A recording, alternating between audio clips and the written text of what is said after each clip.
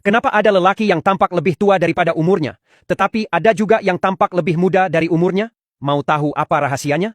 Alkisah, menurut cerita Pak Sukarang, ada seorang peneliti terkenal dunia yang pergi ke sebuah kota tua di Kalimantan untuk menemukan orang yang paling tua. Beliau pun menemukan orang yang dikehendaki. Kemudian peneliti itu bertanya, "Bapak umur berapa tahun?" Si tua itu menjawab, "Umurku 65 tahun, saya sudah banyak terkena penyakit, sulit untuk berjalan kaki untuk jarak yang agak jauh."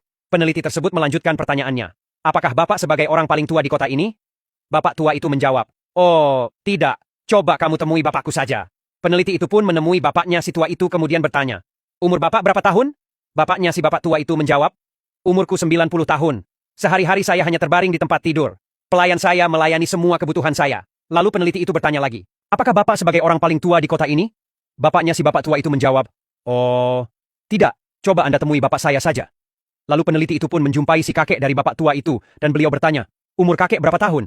Si kakek tua itu menjawab, "Umurku 115 tahun. Saya bersyukur. Setiap pagi saya masih bisa melakukan olahraga jalan kaki selama 1 jam untuk jarak 5 kilometer. Saya masih mampu melakukan pekerjaan untuk keperluan saya sendiri."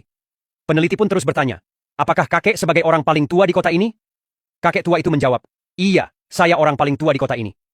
Dari hasil menemui 3 orang tua itu, anak, bapak, dan kakek, ada sesuatu yang mengagumkan. Akhirnya peneliti memberanikan diri bertanya pada si kakek tua itu, "Maaf kek, kenapa kakek tampak lebih muda dan gesit dari putra dan cucu kakek?"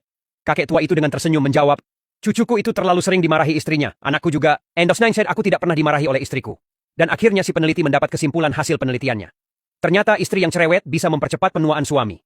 Sebaliknya, istri yang lemah lembut itu bisa membuat awet muda dan memperpanjang usia suami. Jadi, sampaikan kepada para istri, jangan terlalu cerewet pada suami jika ingin suaminya awet muda dan sehat.